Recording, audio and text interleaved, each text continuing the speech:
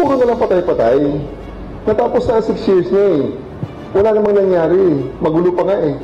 Wala lang pumapatol sa kanya dahil presidente pa siya noon. Ngayon, hindi siya presidente, he must be reminded that he should know his place in this. Yan ang matapang na pahayag ni PNP-CIDG Chief Nicolas Torre.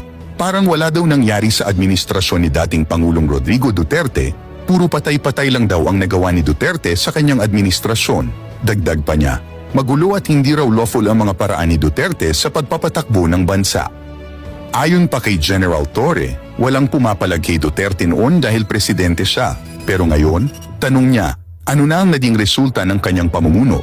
Ano ang masasabi mo sa pahayag na ito ni PNP-CIDG Chief Nicolas Torre? Naging epektibo ba para sa iyo si PRRD bilang Pangulo?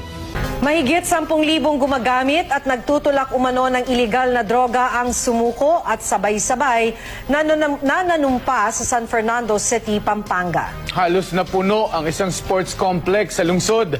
Ayon sa mga otoridad, galing ang mga ito sa iba't ibang bayan at lungsod sa Pampanga.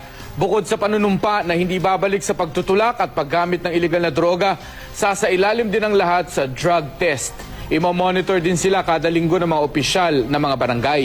Halos 3,000 aminadong drug pusher at user ang sumuko sa Iligan nang mag-umpisa ang Oplan Tokhang. Sa Ilocos Sur naman, halos 2,000 drug pusher at user ang sumuko sa gobernador kanina. Sumuko naman sa pulis ang kapitan ng Barangay Balantang sa Haro, Iloilo City. Aminado si Kapitan Hirel Aguiles na gumagamit siya ng droga. Ang mga sumuko naman sa Mandawi City, Cebu, sumabay sa mga pulis sa pagzuzumba. Zumba at clean-up drive ang isa sa mga programa ng pulisya para sa mga sumuko. Sa tala ng Malacanang, umabot na sa halos 60,000 ang bilang ng mga sumukong drug dependents sa buong bansa. Nagzumba ang 27 mga tulak at gumagamit umano ng droga sa covered court ng Barangay Daang Bakal sa Mandaluyong City. Tinawag na sayaw ng pagbabago ang programa na layong tulungan ang mga lulong sa droga. Simula bukas, yung mga walang trabaho, may trabaho na sila.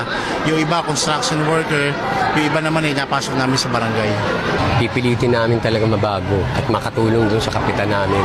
Kasi maganda naman yung panukala ni Duterte. Sa Moonwalk, Parañaque naman, 33 mga nagbebenta at gumagamit umano ng droga ang nanumpa. Natatalikuran na ang kanilang masamang gawain. Ituturo din nila ang iba pang mga sangkot sa droga. Sa San Mateo, Rizal, nasa 133 ang sumuko kanina. Dagdag sa halos 300 sumuko sa lugar ngayong Hulyo. Mula bata hanggang lola, kabilang sa mahigit 1,000 umano'y drug user at pusher na sumuko sa Makati. Higit 1,000 umano'y drug user at pusher ang nagpunta sa